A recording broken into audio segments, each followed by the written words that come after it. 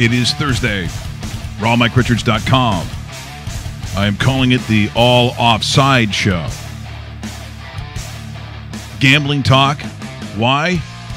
Well, it is the show, but more importantly, here, broadcasting live, 234 King Street East from the Pacific Junction Hotel, the legendary Jimmy the Bag. Yeah. Come on, give it up. I know you want to say something to your sleuths. I do. I love all my sleuths. I hope you guys are listening. Yeah. Oh, they're listening today. All right. This is going to be a great show. And the other thing is there's lots to talk about when it comes to gambling, but I think we really probably truly want to hear what happened in Costa Rica. Ooh. Now, I know what they say goes on in Costa Rica stays in Costa Rica. Otherwise, I think it's the kind of place where they shoot you in the face. But you did go down for the football gaming conference. Is that what it was? It was the International Football Betting Conference. The International Football Betting Conference, IFBC, the first of its kind. The first of its kind, because I'm thinking, where the hell has this been? But this is the first time they've done this. The inaugural. The inaugural, wow. Yeah, and I hosted it and then did some shows throughout the week. And it was wild, beyond wild. I'd never been to Costa Rica. I didn't realize that the main job for females down there is the prostitution. It's just madness, absolute madness down there. But I during the actual conference, I couldn't party. I had to handicap baseball every morning. I was doing this show called The Odds Couple at 8:30 in the morning. That's a cool name. Yeah, it was fun show with a great guy named Peter Loshak, and I was honored to do the show with him. And but I would have to handicap 15 baseball games. That takes me about 4.5 hours, maybe 5 hours. You had to do 15 games. That's your morning. It's gone.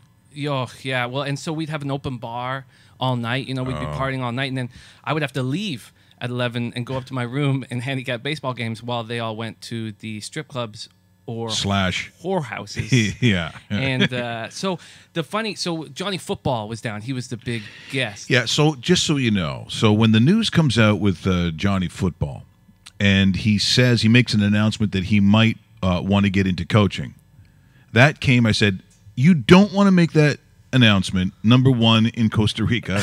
Number two, when the guy you're hanging out with is Jimmy the Bag. I look at that press conference and go, this is not helping you, Johnny Football. Jimmy the Bag in Costa Rica. That's not where you do it. Yeah, he took a lot of flack, man. But he took flack for strange reasons. Like, that is the reason he should have taken flack. But he, Skip Bayless went off on him, and I'll get to that in a second. So Clay Travis and Johnny Manziel were the first guests of the second day. And so the night before, I had locked my key in my room after about 2 hours of handicapping. I had to go down and get another key. So I get down to the lobby, and there's about 20 of the amateur handicappers and one very professional handicapper, and they all had a hooker on their arm and giant smiles on their faces. And they introduced their hookers as if they were their wives. And it was very funny. They were all in the lobby because there was a rule at this hotel that it was not a hooker hotel. If you wanted to bring a hooker up to your room, there was an added $85 American charge. So they were all being charged $85 American, which upset them quite a bit. Not so much that it wiped the smile off their faces. Not that they didn't do it. Yeah. So I saw it. It was hilarious. I laughed with them. They all introduced their girls to me, and then I went up and handicapped more baseball. And then so one of the handicappers would come up to you and say, and it's his name, like Tommy the Spider, and you go, hey Tommy, yeah, nice to see you, Jimmy. This is Consuela. Yes, this is Consuela. She completes me. I mean, she finishes me. Yeah, she had me at how much? She's beautiful. She's a lovely girl. Yeah. Yeah, and so the next morning when I host the next day, I open up with, who's hungover, who's getting a blood test tomorrow. I saw all you guys with your hookers last night. It was hilarious. You introduced them, and I go through the whole. It's all just it's a hooker monologue to get the show started. Then I introduce Clay Travis, who brings up Johnny Manziel. So then that's a crazy scene, by the way. That's a crazy scene. It's nuts, you know. But then the second question Travis dropped on Manziel was, "Where's your Heisman Trophy?" And Johnny Football said, "Oh, that trophy is heavier than a motherfucker." Right. And that's what Skip Bayless was horribly offended by. He said that Tom Brady would never swear in public. But you're not. Why would you even? Okay, so Skip Bayless probably. I mean, look, you can like who you like. he's just not for me because there's a couple of reasons. Number one, sometimes the American hot take means that you come up with these things that have you really upset and you go off on it, and you raise your voice and you make a big argument, and it's mostly fake. If I've never used the phrase hot take because if you're impassioned with a viewpoint, I'll give you that. But I don't need to fabricate some sort of hot take. And that's what that is, as far as I'm concerned. There's a lot of things you can go at Johnny about, but whether he uses language or not, he's at a gaming conference in Costa Rica, which, by the way, Tom Brady would never be at. And here's the other thing. Tom Brady is on one side of the universe and Johnny Football on the other. Why would you even make that comparison? But that's what he does. I'm really not a fan of Skip Bayless. It's artificial. But Skip is very religious. You know, he ran the Fellowship of Bible Athletes or something like that. Oh, like college. Athletes in Action, one of those. Yeah, he did that? He was the head of that at his college. And so he said that he said that Johnny was introduced by a pretty bad comedian telling hooker jokes and blood test jokes and then started hacking on. He was messing up my jokes too. And so he's regurgitating jokes and fucking them all up. That's what he's doing. Up. Yeah, and it was hilarious. So we have that on tape. We have Paul Feinbaum on ESPN. Paul Feinbaum didn't say I was a bad comedian, but he said that he was introduced by a comedian telling hooker jokes. Everybody kept hammering the comedian telling hooker jokes. Well, but the jokes, look, it's material. You're in Costa Rica. There aren't really single girls, supermodel type girls. There's no librarians walking around the pools of Costa Rica. They're putas, okay? That's what they are. Yeah. And the reason they go there is because the guys from the gringos are paying for them. So that's the scene. The scene. So what are you going to talk about? You know, it's crazy the cheese down here in Costa Rica. Like, it's stupid. You got to go where the material is. Absolutely. And it was wonderful. It was so fun hosting the show. People, all the material, all the stuff that was happening that morning, that night, people loved. I'd be rolling. I'd be rolling if you did that. They like present stuff. Yeah. They like what's actually happening right now. They don't want old hacky fucking jokes that I wrote 5 years ago. What's the difference between Costa Rica and a dirty envelope? You know, like no one wants to hear that. Yeah. Nobody wants to hear that. So, and let me see. This is what also bothers me too. Did they even mention your name? Did they say Jimmy the Bag? No. Okay, then fuck them. At least if you're going to go after it, at least put my name in print if you want to gouge me. At least people can go, oh, who's this Jimmy the Bag? It's doing hooker stuff in front of Johnny Manziel? I got to see this, or I want to know who this is. But they don't even have, you go after a guy, you carve him, but you're not even going to give him the decency to even say the guy's name. Because I'd love to see one of those guys have to say, Jimmy the Bag. Yeah, man. Well, fuck Skip Bayless. Yeah. I heard him. So he was on the ticket in Dallas, and I heard him go on one time, and he just takes a giant dump on the NHL. This is when Dallas would have been. This is the Brett Hall era. You're taking a dump on the station that has the team and is going to win a Stanley Cup. It's that fabricated, as you say, it's that made up hot take bullshit that I just hate. If you've got an impassioned view about something, go ahead and let it go. But just to come up with this stuff that sounds stupid, and quite honestly, you know, you can run your Bible camp in college or whatever. Look, I'm not going to start pounding on them for that. There's a lot of guys I know who I ultimately completely respect and think are fantastic human beings who do that. But the moment you start using that as your shield, you can still be a dick, by the way, which you are. Yeah. And if you write Skip Bayless in your phone, it autocorrects to Skip Bagless. That's who he is, man. Boom. Bagless. Fuck that guy. That just happened.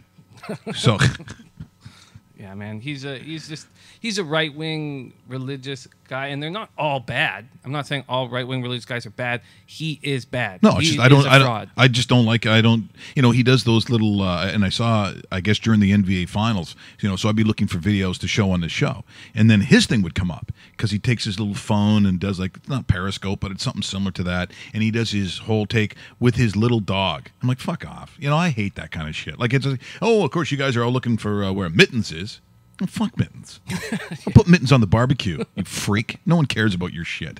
Anyway, so we're going to get to our picks today because there's lots of them. We'll also get to Conor McGregor and Mayweather, their last press conference, which happened. I think everyone, it felt like even Conor McGregor, as he's talking, they all sort of tired. Like now it's down to business.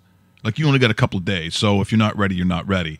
And then I would think that, even Dana White, when you watch the press conference, when we show you what it is, Dana almost doesn't get up on the podium because they're just exhausted, I think, by the circus aspect of it. Now they want to fight. So I think that's going to be a good one. So we'll get to that. But speaking of good ones, very often if people follow you, and they should, on Twitter, and there's other ways they can do it as well, but you have a whole bunch of baseball picks. I mean, you delve into it. You just mentioned, you got to spend 4 hours breaking down some of these games.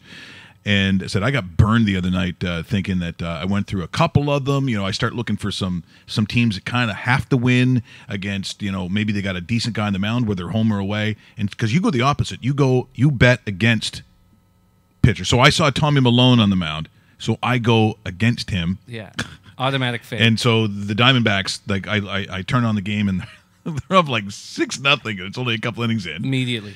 I went with whoever pounded on the Reds, whoever's, and they were losing at one point, like 6-3. I'm trying to think who the team was. They ended up winning 13-9. That was a couple nights ago. Mm-hmm. So I'm thinking, this is great. The only game I have are the Cards at home to San Diego, to the Padres. It's got to be a win. And they get smoked 12-4 because they cough up like 6 runs. It's 4-4, and then they cough up like 6 runs in the 6th or whatever it was. It was crazy. Yeah, with Lance Lynn was starting for the Cardinals, I believe, and he's been pitching lights out. Yeah, I didn't think it was that hard, but again, I went with who the better guy was. Maybe I should thought of who's going to stink it out a little bit. I remember that game so well. Clayton Richard was pitching for the Padres, so the Padres get up to a 3-0 lead, and then back-to-back home runs by the Cards tie it up. Then it's 4-4.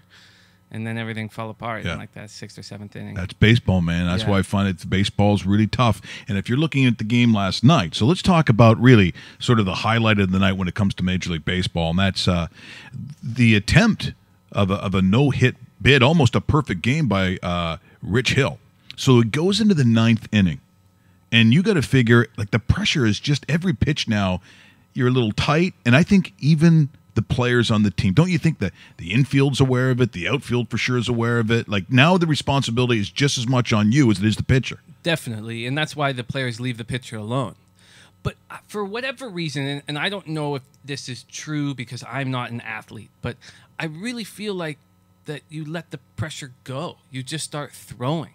I mean, this game it's what, game 125? Who cares? And I don't know. Rich Hill's 37 years old. Why? I think that Logan Forsythe and these guys would feel the pressure being on the infield for the perfect game, but Rich Hill's having the game of his life. Well, I think really, when you talk about Logan Forsythe, this is what happened. So we go to the 9th inning. So Jody Mercer at the plate for the Pirates and property of Major League Baseball and Major League Baseball Advanced Media. Here's what happens in the 9th. Ground ball off the glove, and the perfect game is gone.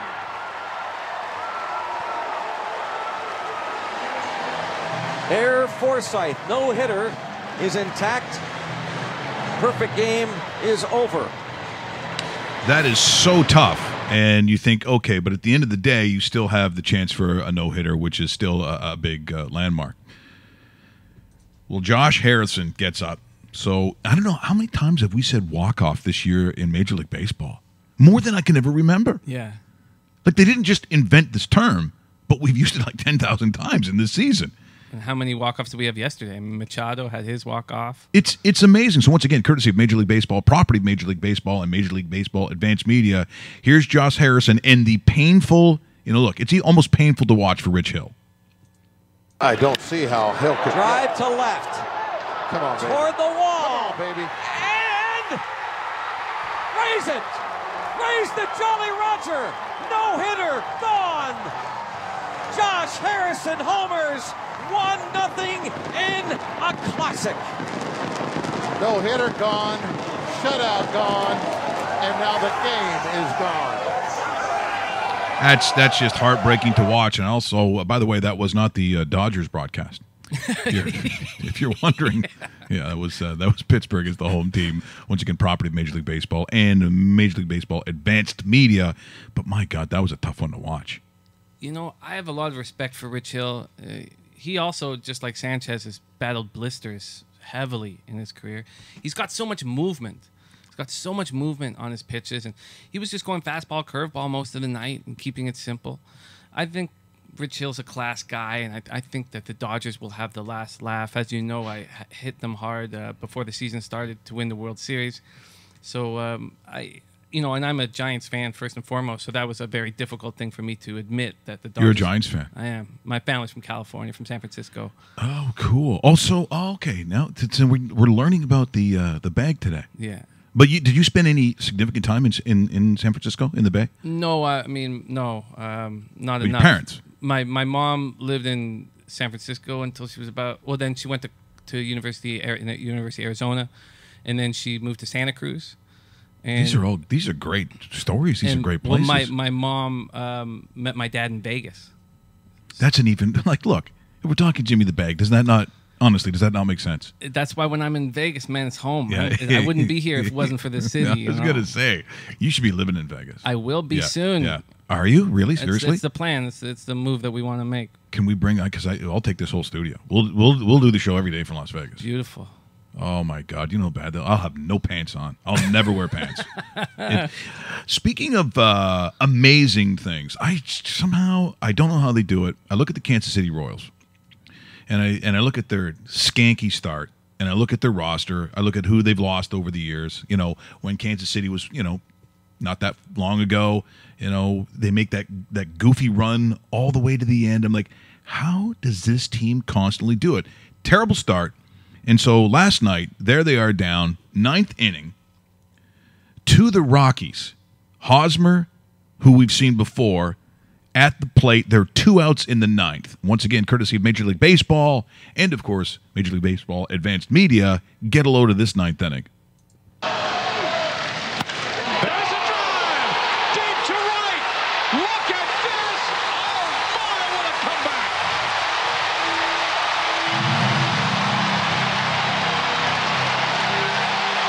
Crazy.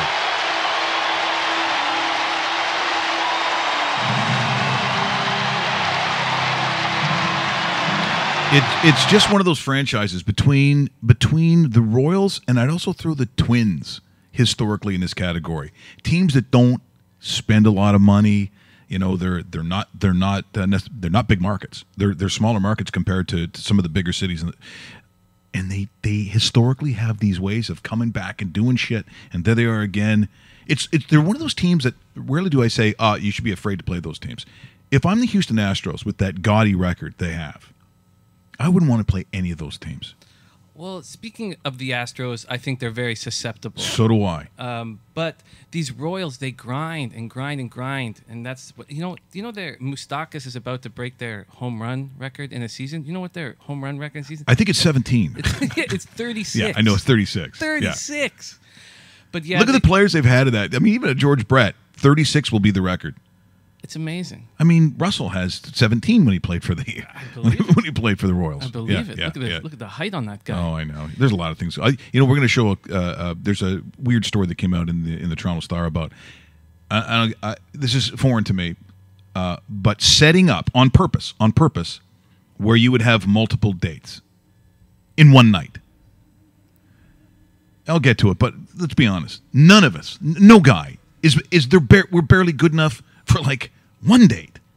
How you think you can plan on having more than one date in one night? It says the do's and don'ts. Who's doing this? Well, you need to have a lot of money. I've lost $2,100 in the last 4 days. Yeah, I know that's tough. I'm not Brad Pitt, man. If my pockets aren't fat, my sack isn't empty. $2,100. So you're going. I mean, Burger King, probably. Well, not even Burger King, maybe. I don't know. I tell you what I'm going to do. Dumpster. Bet more today is what I'm going to do. Yeah, man. and we're going to get to those bets. But if I'm taking a look at the Houston Astros, and we were talking about that, I mean, I just think that when you play for as long as they do, where games aren't significant, you're not that engaged because you're up by like 27 games. I've seen it in the NFL many times where these teams, think about that one Peyton Manning team. That's back the Mike Vanderjagt days, where the last game of the year, they kind of don't play anybody. Mm-hmm. So your foot is off the gas. Some teams had to fight to get in, it ends up costing them. I think it's better if you have a season where you start the port, like not from way back, because I also think you run out of gas. But if you just sort of time it right, and you don't have to win your division or your conference, but you got to be playing your best, I worry about the Houston Astros. I think there's a lot of truth in what you just said, but I think there's less in baseball. I think in hockey and football, you have to be on that edge, that it's a violent sport. You have to have that aggression, that intensity. And if you lose that, then you become extremely susceptible. In baseball, I think it's different.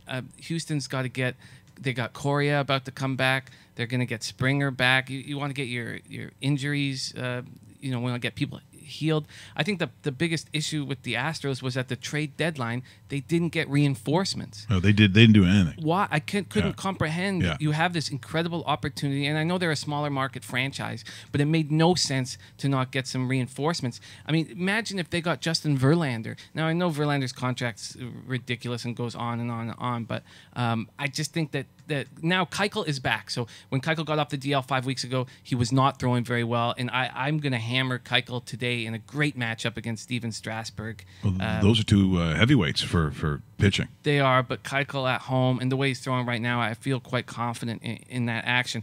But as I say that, the Astros offense is a totally different animal right now. When you look at their lineup, you look at who they're bringing out. Like I couldn't believe that they didn't. Like, I mean, look at the Indians pick up Jay Bruce, and now the Indians have Santana hurt and Kipnis hurt, and they're look. Thank God for Bruce. He's hitting like over 350 since they got him. Thank God he's there in that lineup. If the Astros had picked up someone like Jay Bruce, they would look like a completely different ball club. Do you think Cleveland, even though they get in, are a no-show? I thought Cleveland, and I have them with all my futures actions. I thought they were going to be just a beast at the beginning of the year, like a lot of people did. Absolutely. Yeah. Well, no, you know what? I didn't even take them at the beginning of the year. I took them when they scuffled about 7 weeks, 8 weeks in. Okay. And they were... but still towards the beginning of the season where they looked kind of shitty, but you knew who they had on the roster. Definitely. Yeah. They've got serious problems. Now, Santana looks like it's just a day-to-day injury, but Kipnis, his hamstrings bothered him all year. If you look at the lineup they're putting out, I mean, they've scored one run in the last 2 games. I've never been... When they played against Pfister 2 days ago, I woke up with every intention to put $1,000 on the Indians that game. They'd seen Pfister twice in the last 3 weeks. This was going to be the third time they were seeing him, and I got Pfistered, man. He just got me. He allows a home run to the first batter, Lindor. See, if you'd done that in Costa Rica, guess what I got? Fistered. Yeah, and I got Twisted Fistered this time because right, people. Right, George Takei? Here we go. Oh, my. Oh, yes. George Takei would have liked that. But, yeah, man. George Takei likes a lot of things. Some of it's down in Costa Rica, I got to tell you. But the offense in Cleveland is very troubling. I'm worried with my... What about the Dodgers? Can the Dodgers win the World Series? With ease.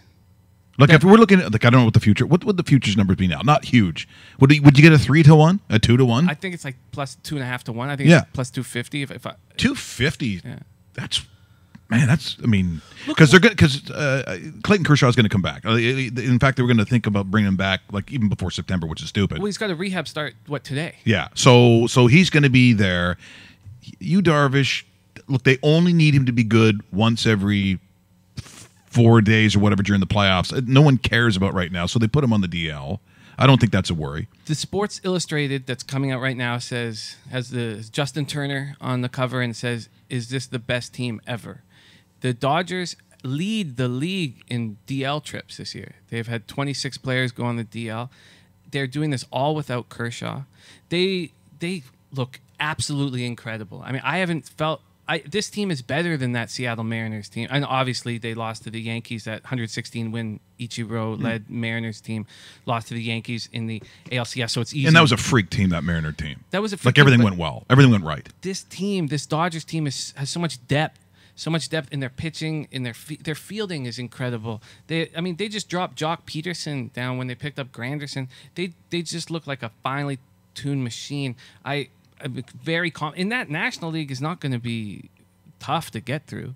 I mean, let's say Harper does come back. The Nationals, Scherzer's issue is he's not pitching in the next few days. The way that this wild card could play out in the American League, Who plays the Yankees? Who's going to end up getting the Yankees? Because the Yankees, I assume, are going to get in as a wild card. Yeah, I mean, well, when I look at the teams, I think that the Royals are the best team. The Royals. But I mean, they're freaks. They're freaks at this time of the year, so I wouldn't discount that at all. Let's just look at the exact standings right now. So the Twins hold the second wild card spot, and I just can't see a world where the Minnesota Twins make the playoffs. Much respect to Paul Molitor and everything that they've done down there, but I don't live in a world. Look at these teams. The Angels. I mean, Trout is an absolute the Angels. monster, I mean, I can't believe. I mean, Bastel's a huge Angels fan, and it's almost annoying to him that they've done what they've done. Well, Scotia is just a genius. What a great manager he is, and what he's done. If there's a team who's got the best lineup, you would think that the Mariners probably have the best lineup, and they're only one game back of that second wild card. I think it's the Orioles. I've been waiting for the Orioles to make a run, but did you see Zach Britton come and blow his first save after 60 straight? After the American League record of 60 straight, he blew his save. He does not look good. That bullpen does not look good. I just think that the Orioles, and now I'm even looking to next year. I'm looking at the Blue Jays, depending what they do or don't do. I'm looking at the two bottom teams being both the Orioles and the Blue Jays next year. Because the Orioles are Machado's going wherever he's going to go. I think that history will not look kindly on Alex Anthopoulos. He's put us in this terrible, terrible mess. We're the oldest, the slowest. I wish that we don't even have AAA guys we couldn't get rid of everybody on our roster because we have nobody to even fill those spots, and they like seeing 45,000 fans in the building every day. Yeah, they do, and so I think that the glow of the honeymoon of the last couple of years, it should be off. I mean, maybe you still believe, and God bless a Blue Jay fan for still thinking they're in it, but you're not. Next year's going to be tough, but I think even the year after that might be the one where I don't know where your players are coming from, if they're not coming from the farm. Those that, I mean, you got to get rid of some contracts if you can, and some of them, those contracts, no one's going to touch them, even in term. Like, it just, that's just too much money. Is Tulu, is someone going to pick that up? Is someone going to pick up even Russell Martin? I mean, at this point in his career, who's picking that up? No one's going to pick that up. And I know Russell is such a great guy in the clubhouse, but man, the game doesn't take place in the clubhouse. The Jays are in real trouble, but having Sanchez and Stroman, having those kind of young pitchers will keep them relevant. And sadly, you want them to bottom out. We see that. That's how you succeed in sports. In pro sports, you don't want to be in the middle. You want to be at the bottom, and that's really the only way to look at it. So at some point, there's got to be a gutting. I don't think it's going to be this offseason. I don't think it's this year where the gutting is, but in a couple of years, it probably just has to happen, or you're going to hang around, as in barely a bubble team, probably not even a bubble team, where you start looking at wild cards and you're down kind of where they are now, 5-6 games back with about a month to go. It's not where you want to be, folks. Well, Vladimir Guerrero, Bo Bichette, they're 19 years old, about to turn 20. So we have reason, like, they're not going to be able to tear up the league for 3 seasons. I was going to say, that's why I think next year and the year after that, a lot of pain. A lot of pain coming your way. A lot of pain. But our young starting pitchers are very good. And we didn't get a chance to see Sanchez this year.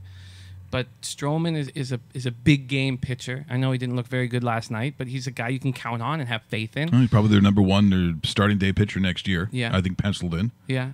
And, Donaldson has a lot of heart.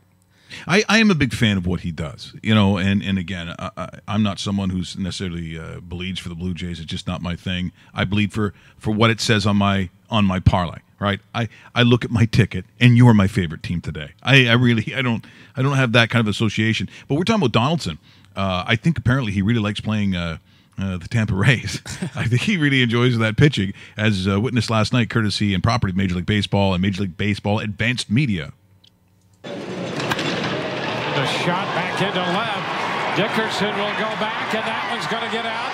Another home run for Donaldson off Rays pitching. His 22nd home run of the year. And Toronto breaks out in front, 2-0.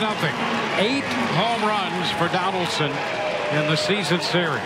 Yeah, he enjoys Tampa Bay. But again, Tampa Bay, they're a team, though, that kind of struck me this year as a little bit different than other years that I've watched them where they've been significant, in that it was always done via the arms, and now this year somehow they found some sticks. They did. Yeah. There's almost every team in the American League I would trade rosters with immediately. But the Rays are really on the up. I really think they're going to be a good team next year.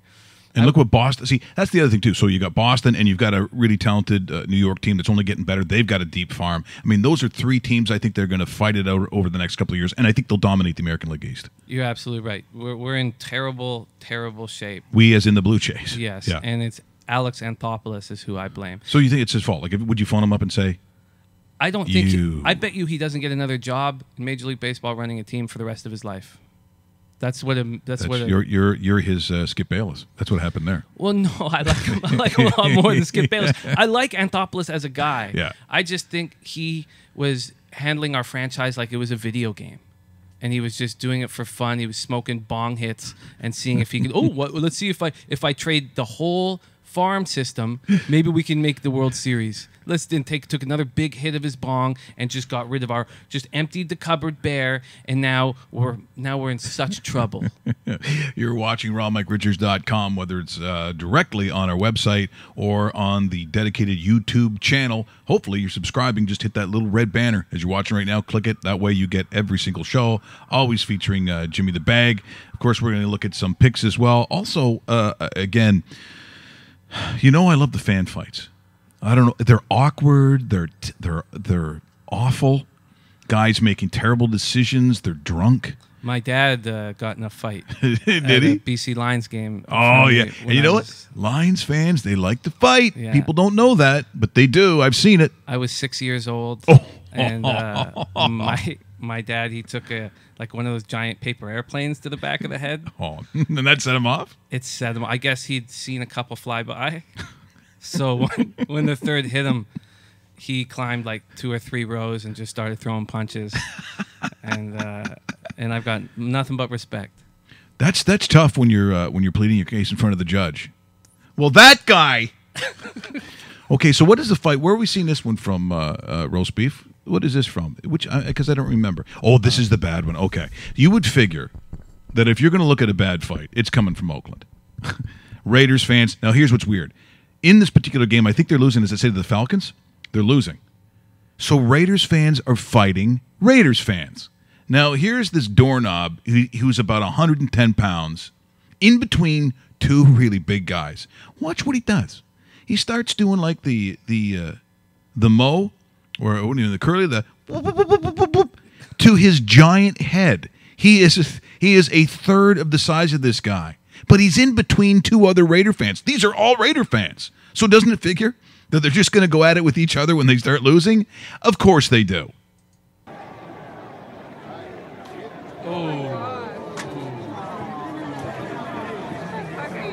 Oh, okay. So okay. Oh.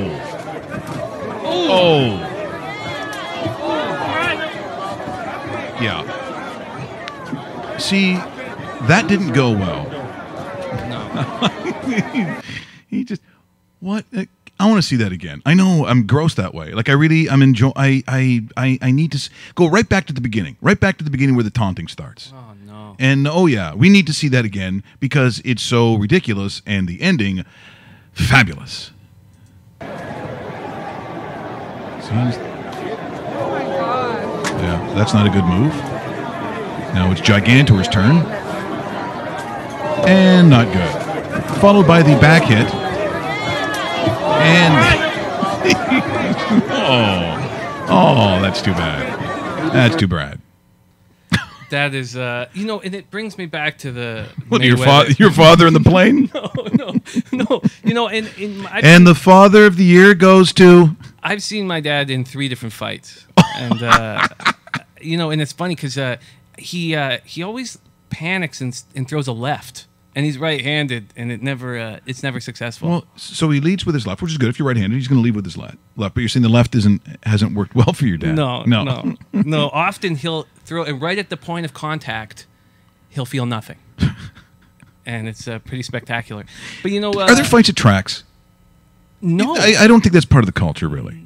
I've never in my life seen a fight at the horse track. I've heard the most horrible things said. You know, just horrifying things said. But I've never. And what would they say? What's a bad track thing to say? Is it about the horses or is it about the jockey? It's both. But you know, there's no. There's like what, anal entering and stuff like that. Is that what I'm talking about? Is it? Well, usually it's very inebriated gamblers, and the security just lets them say whatever they want. Well, you know, security in other places, if you say horrifying things, security will ask you to leave. But at the track, security just laughs and they enjoy it. But seeing that fight right there brings me sort of back to the Mayweather-McGregor fight. Now, I know this is not the best example for what I'm about to say. Now, and I know you are Irish, and I'm a quarter Irish. That's right. Beautiful people. The people of Jesus. And they have every right to be extremely proud of McGregor from Dublin City fighting a 49-0 Mayweather. I'm fucking excited. And you should be. Yes. And all of Ireland should be. But I have never seen a white man beat up a black man in my entire life. Not once. Not in a professional fight, not in a street fight. And it's going to happen on Saturday night, they say? Yeah. Well, I don't think anyone... Well, okay, I'll tell you what. Let's take a look at the last press conference that they just had. So Las Vegas, we're 2 days away. But you can tell they're getting just a little... They're getting a little bored because Dana White is going to come up, right? So that's the first thing we're going to see. And this is courtesy of Global News. This is kind of interesting that they have it. And Dana kind of forgets to do something because they're getting a little sluggish. And here's how it sounded. Thank you all so much for your support. Thanks for coming out for this fight. We really appreciate it. Thank you.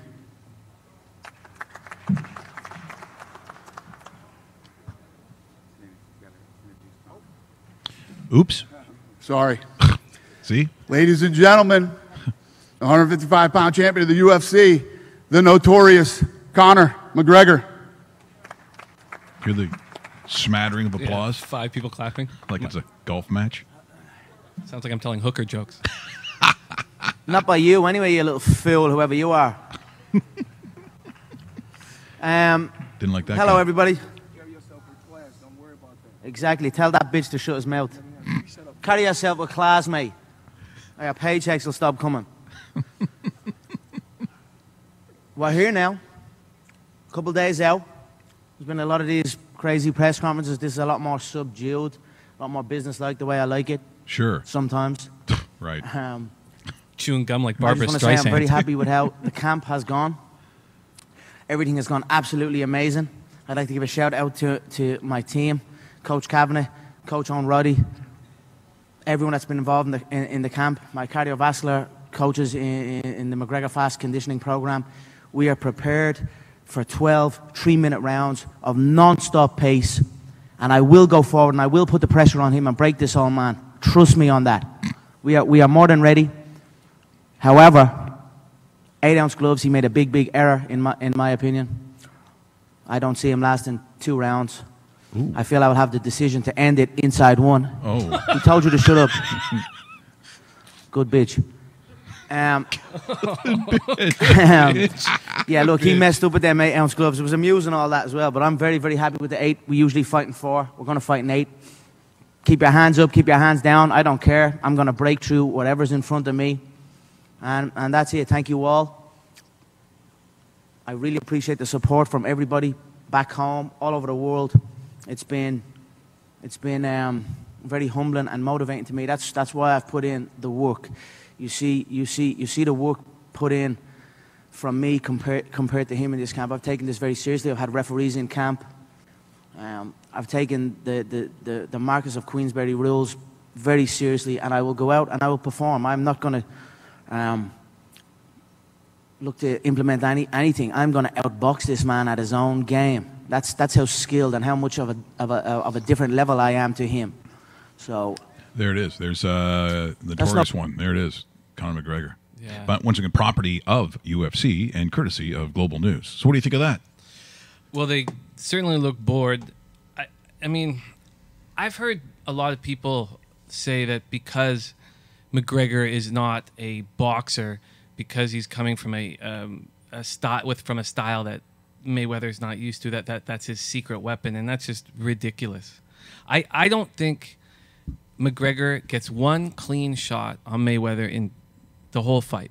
I don't think Mayweather is going to be too offensive. I think he's just going to outclass him, and we are both on the same page where we're going to take the over 8.5 rounds. Yeah, why not? I'm going to take Mayweather by decision, but I just think that the talk that because McGregor is the southpaw may help a bit, but the talk that because McGregor is not a traditional boxer that's going to help him is absolutely asinine to me. I just think some of the best boxers in the world have tried to lay a glove on Mayweather. Some of the best in that weight category, and they've not been able to do it. He's been hit seriously, probably hit no more than twice. Once that people talk about, but maybe twice. Mosley. Yeah, Mosley got and I'm saying like a hit where he could be in trouble. So all of a sudden, you're going to get a guy who's got gloves slightly bigger than he's used to, and he's going to go in there and look. Is it going to be a show and a freak show and a circus? Of course, I've already ordered the fight.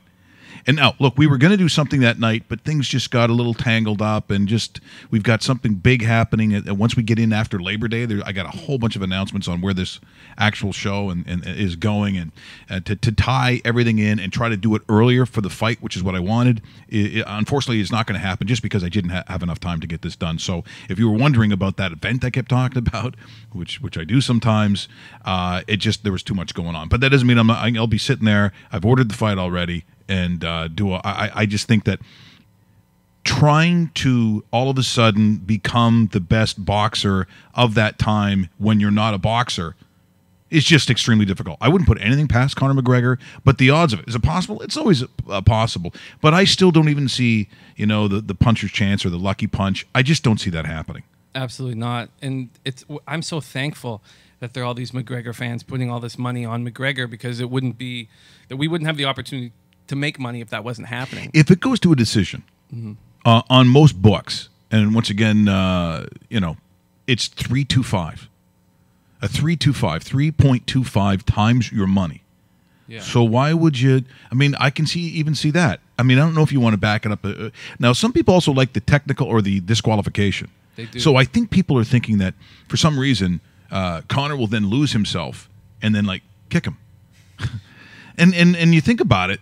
I guess it is a possibility. I think that's why you have a prop bet like that, where it's going to be, okay, I say he gets disqualified because he's going to kick him in the stomach or something.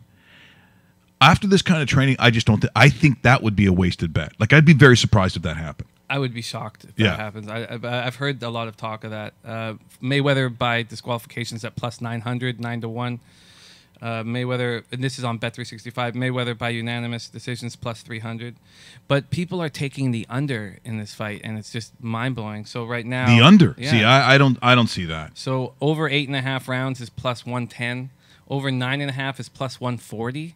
Over 10.5 is plus 170. Yeah, I'm going to take all three of those. Yeah. I think you have to. But if I'm going decimal wise, the first number I've got, if it goes over 8.5, it's like double your money. It's like double your money in the book that I have. Yeah, a little more than double your money. Yeah. So, I mean, that's what's going to happen. It's going to be a circus. Am I going to watch it? Of course I am. These people, these fucking guys who sit there and they blather on, the no-shows on the radio. And they're like, I wouldn't be caught watching that. So you don't like sports? So you wouldn't watch it? You won't watch a spectacle? And don't lie. I mean, maybe you won't order it because you're cheap, or the radio station probably, if you're still on the air, doesn't pay you enough. Because most of those guys on the air now, they're not the highest of paid talents. You just saw that ESPN top, what was it, roast beef top 200 from ESPN, done by, I think, their janitor. Nobody liked that list. Nobody agreed with it. It's surprised all the writers that they used to have who were worth something have all been let go. Something else that we wanted to get to here today, which I thought was very strange. We'll get to a bunch of stuff. And there's a cool story, NCAA football story, that pertains to what's going to happen in an NFL draft. But it's a great story. It's one of the reasons I love college football. But this whole thing, the Toronto Star has this thing. It's the do's and don'ts when you do multiple dates in a night.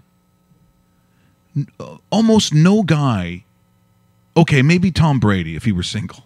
Tom Brady could probably do a couple because his mind could do it. He's used to organizing things. He's got to make quick decisions. Maybe he could do it. Who is doing, I don't give a shit who you are. Most guys aren't good enough for one date. Like, what's your big move in a date? If you're single and you got a big move, what is a Jimmy the Bag move that's like, it's all right? What I always it's do, a hello, ladies. What I do is I'll take a girl into a room and say that I put up all these like stars and moons up on the ceiling. Yes. And then I turn the lights off and nothing's there, and I get very angry. Who stole my stars? Who stole my moon? And then I just go in for a kiss. That's my big move. Here, look at that. But I got to be honest, that probably only works at least once a night. If that. Yeah, if that. So it's all of a sudden, okay, that didn't go well. She leaves the room, she cries, she kicks you in the nuts, whatever happens in that case. And then you're what? You've got another one planned at 10:15? No, guy, I just don't understand who thinks they could date more. I know that I could not, because I only have so many lies, and I'm probably burning them up in one night. Now, I will say that that Russell Graham is one of these proponents of multiple dates, and in fact, I got some there's cameras of his last date where she nice. finds out. So let's have a look at what happened. Here it is. She finds out, and Russell, oh dear, oh my, Russell, no, oh dear. Okay, that's enough. That's wow. So you can see, Russell will no longer do that. Russell's gained a few pounds. Yeah, that was quite a look there. He's going to the gym now, so he's trying to get rid of that. You're watching rawmikeRichards.com or on the dedicated YouTube channel. Appreciate that. I mentioned that we'll get to Victor Newman here in a couple seconds. NFL football, of course, we're getting close. I see that more than 1,000 rally for Kaepernick at NFL headquarters. You know, this whole now they Good. rally for him. Yeah. What do you think about Colin Kaepernick? Here's my take. It's not that I disagree with his ability and his freedom to do what he wants to do. But as I said yesterday, I've said all along, I think you have to take long-term at your career and decide where you draw the line to saying, if you don't care, if you have a career beyond that. If you want to kneel during the national anthem and you want to do it once to make a statement, I think it does make a statement because it does offend a lot of people. It's almost like Trump winning something. 50% love it, 50% hate it. You really don't get more than one side or the other. If he had the ability to win every football game he played, you can do what you want because people will pay. Michael Vick comes out of prison after torturing dogs. Guess what? He gets a job in the NFL. It's just the way it is. You apologize, you do your penance, you come back because he got caught that one time. If you continue to do it through an entire season, and you're not really the most valuable player of the entire league, the rest of the owners, those that didn't like your move, now you got some problems because you're maybe not considered by athleticism to be a starting quarterback. He could easily be a backup on any of these teams. So they're saying collusion, that word comes out, racism. I think what it is they just didn't like the act. You're working in someone else's world now. That's their sandbox. That's what the owners own. You don't own it. And you weren't good enough to win every single game you played. So now this is kind of coming back to haunt him, fair or not. But we all know life isn't fair. It's about your decision-making process. And at some point, you felt strong enough that you wanted to make that move. My thing for Colin Kaepernick is I think he has to take what he was protesting about and what he sees as injustices in the United States, which is a fair argument, and he should just take that and do that now because he's not going to get the other way around. And he's just not going to get it. Not that he was wrong. It's just that he took a dump in someone else's sandbox and they didn't like it. Yeah, I think there's a lot of truth in what you just said. I have a lot of respect for Kaepernick, and I care about what he's the message he's trying to send. I think where it went wrong for Colin was that it seemed like the message was so much more important than his job, and that became a problem. Now, I dislike the NFL, the heads of the NFL and the powers that make decisions. I dislike them very, very much, not guaranteeing contracts. I love the sport enormously, and I'm so angry at the NFL. But because you wouldn't trust them to look after your welfare. Absolutely. Which is why when you do that, you've now backed those. You pointed your finger. And they're a part of the establishment that would be appalled at their players taking a knee during the national anthem. They just would be. So do you think that they're going to hire you even if you're good enough to be a backup? I doubt it. And I'm also not saying that the message is more important than Kaepernick playing, maybe. But he needed to prove to the scouts that football was the most important thing in his life, not sending these very important messages to society. And that was the gray area. That was what stopped being clear. We were being told that Kaepernick was training, but we weren't seeing it.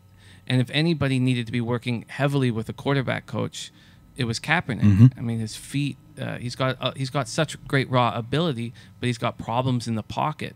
And you have to be a pocket passer in today's NFL. And you got to read a defense. I mean, the read option stuff will only get you so much. It's great in NCAA. There's a lot of it. But just the recognition of what they're doing on the defense, which is why when you take a look at Brady, you have to realize his mind must be almost like a computer. To be that good, to do the things that he does, you got to be very cerebral. Your football IQ is off the charts. And because is he the best athlete who's ever played? No, clearly not. Peyton Manning, would even say he's a good athlete? No, he's a walking football computer, and that's the difference. Looking at some of the stories I wanted to get to, this is a really cool story, I think. It's one of the reasons why I like collegiate sports. It's one of the things that makes me miss coaching football a little bit. It's the story of, and you may not know who this is because he plays currently with the Wyoming Cowboys. So when Josh Allen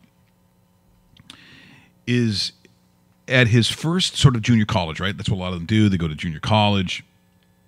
That gives you a chance to play Division I, sports at a bigger school. And so he sends an email to every coach in FBS football and every offensive coordinator and defensive coordinator from Alabama to Washington, as they say. More than 1,000 emails, and this is what he said. He said, "Hello, Coach. My name is Josh Allen. I'm a quarterback at Reedley Junior College out of California. I stand 6'5", 210 pounds, and am a full qualifier. And feel like I'd be a great fit in your offensive scheme. Have a look at my huddle," which is basically his highlight package. That's what he sends out in 2014. "Please get back to me at any convenience." Nobody from any of those schools that we talked about, the big schools, no one gets back to him. Except for Eastern Michigan and Wyoming. So he chooses Wyoming just because it's,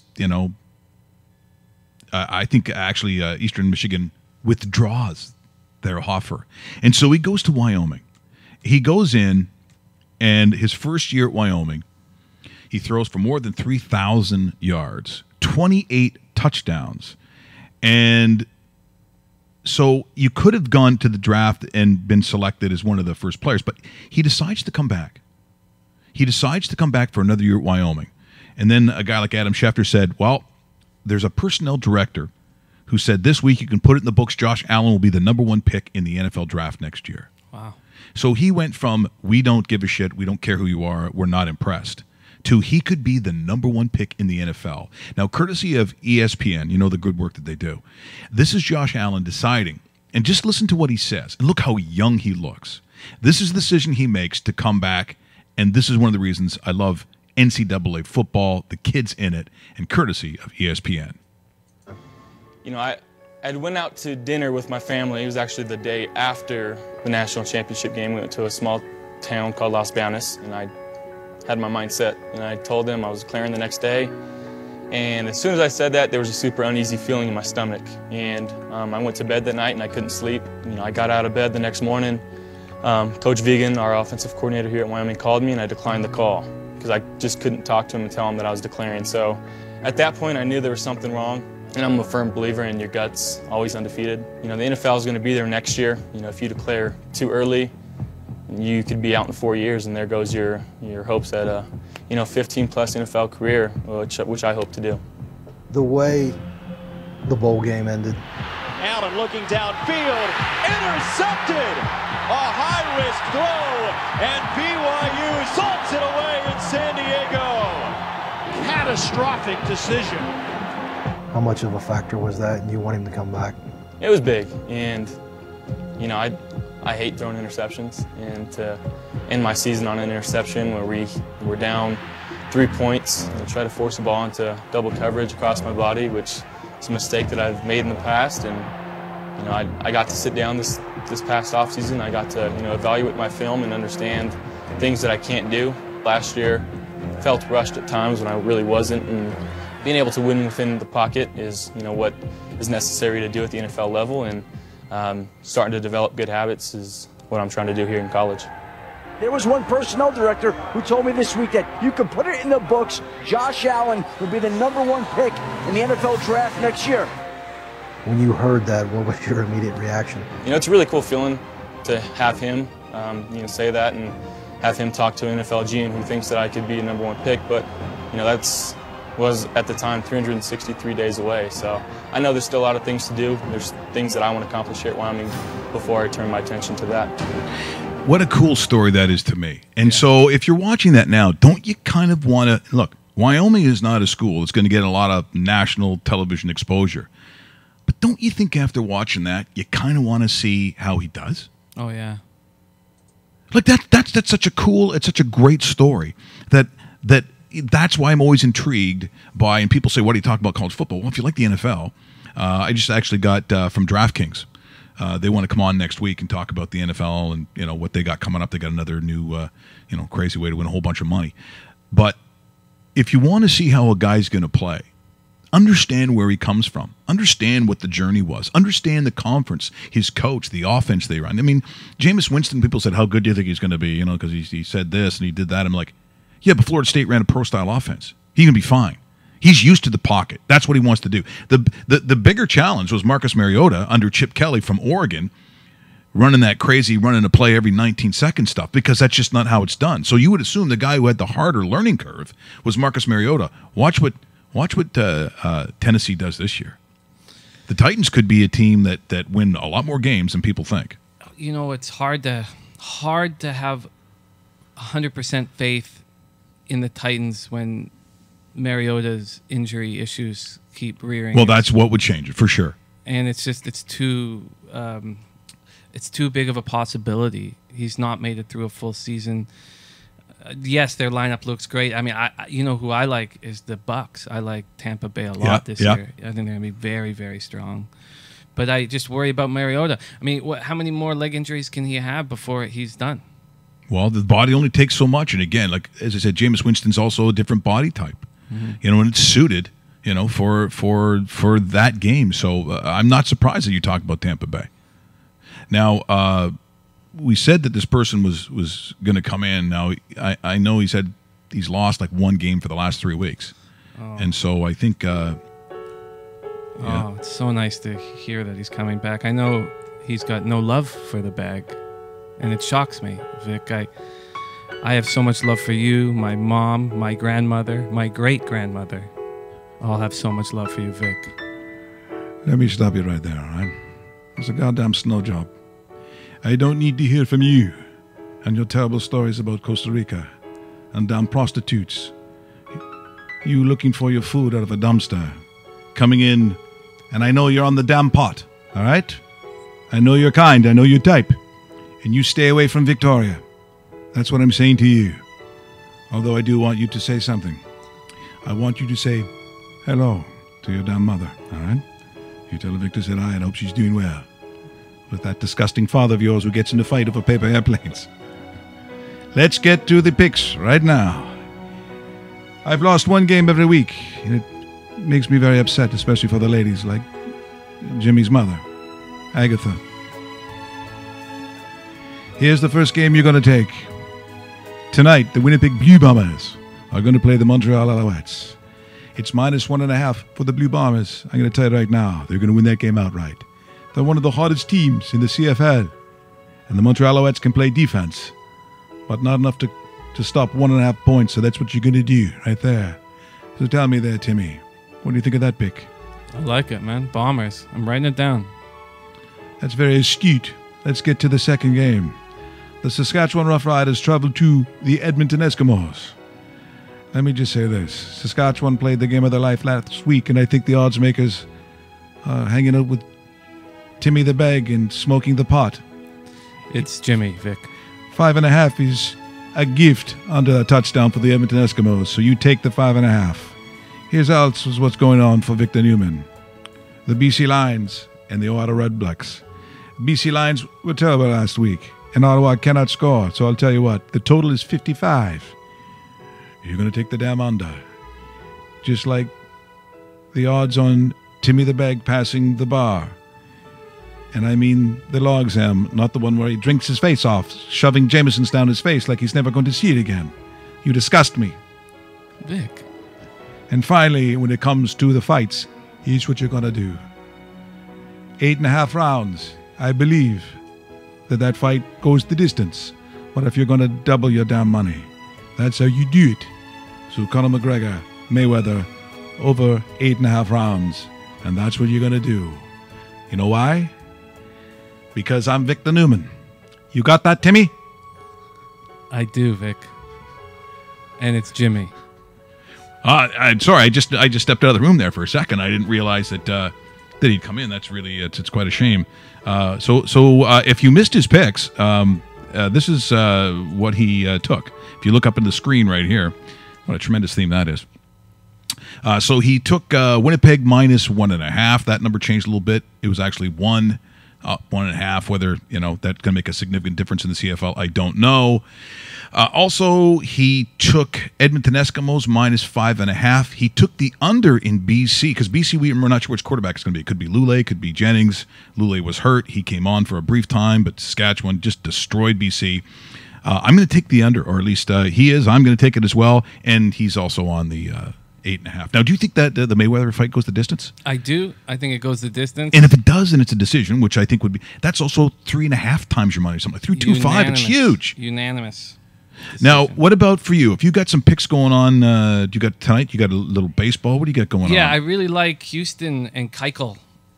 We got Keuchel going up against Strasburg. It's a huge marquee matchup. Let's see what the exact number is right now. So, are you in your breakdown when you do stuff like that? Are you betting against Strasburg as opposed to for Keuchel? Because I know you look at it a little bit differently sometimes. I do, and this is a tough situation today.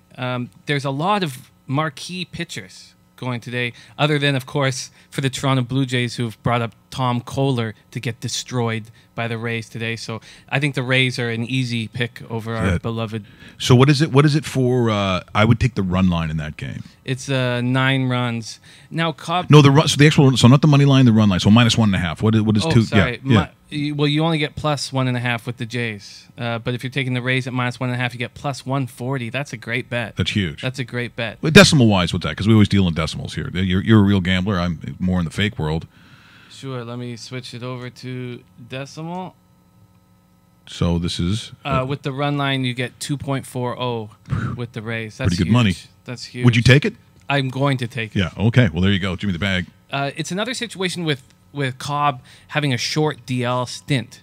What we've found with pitchers is when they have the short DL stint, and it can't be more than 2 weeks. Right. When it's like 10 to 15 day DL stint, they come back and they throw well. Their arm is refreshed. When they have a 5 or 6 week DL stint, they need a few starts to get going. So I think Cobb will have a really nice start today. Also, the Indians' offense is gone. No Kipnis, no Santana, and now they are dealing with Chris Sale. They're going to lose. Now, Bauer's pitching really well, so that could be that's a real nice under. But the under's at 7 runs in that game. 7 runs, which is ridiculously low. Chris Sale is frightening. If I'm as good as a batter as I want to be or imagine myself, let's say I'm hitting like 295 or whatever, and I see Chris Sale, I'm going, fuck. He's frightening. 6'6" and 150 pounds. He's a freak. And he whips that body. I mean, God, he's incredible. He's going to win the Cy Young in the American League. You like that. And also you said, too, the Dodgers number, if we're looking at futures. Yeah, let's get that right now, the exact number. And you want in decimal? Yeah, if we do in decimal, because right now I'm looking at how people are talking about the Dodgers, and it just seems like really good. Really, almost can't look in baseball. I don't think you can say obvious because there's been too much weirdness over the last couple of years. But what are we saying? It's a 3.25 for the Dodgers to win it all. So triple your money. So would you put $1,000 on that? $1,000. I there's no safer situation than the Dodgers, but I don't like only getting 3-1 on a bet that needs to take 2 months of success. I got them at 11.5 before the year started. 11. Oh, so you've already taken it. You've already got one in. Oh, I hammered them beginning of the year. Yeah. Okay. Yeah, and to win the NL. But, I mean, look at the Astros are the second favorite. I mean, I don't see how they could win the World Series. Red Sox are the third favorite. Cubs are the fourth. Nationals fifth. Indians. There's no second best team in the league right now. There's just the best team in the league being the Dodgers. Yeah, and if you're just looking at numbers, you're crazy, because if you just go, yeah, but the Houston, no, I wouldn't even. Houston's got to get out of there first. They got to get out of the American League. I don't know if they do. I don't know if they do. Before we go, can we just? I know Game of Thrones is weird. I'm not going to give away anything, but can we put up the picture of? Is it Khaleesi? Is that what it is? I know if you watch the show, then I just have one question. When you've looked at these pictures, when you've seen this show, Russell, have you done something? Have you? Okay, Russell doesn't need those pictures. No comment. Yeah, just so you know, Become best friends. Yep. Everybody has. You want to go do karate in the garage? Yep. Do you think that's weird for her? Don't say you're not attracted. Don't say that. Jimmy the Bag. Obviously, I'm attracted, but of course you're attracted. Look at this forearm muscle. Yeah, that's just from jerking, man. Yeah, I wasn't going there. I'd like to thank Jimmy the Bag for coming in today. Yeah, fuck you, Skip Bayless. Yeah, have an original comment that actually isn't fabricated sometime. Then maybe we'd have you on the show. Maybe we won't. Yeah. Tomorrow, I think Spider Jones is going to come in and talk a little boxing / UFC. Also, one of the top recruiters when it comes to hockey. So, you want to know about the NHL? This guy's going to tell you. Have yourself a great day, and remember, listen to what Victor says. You should put that on a t-shirt.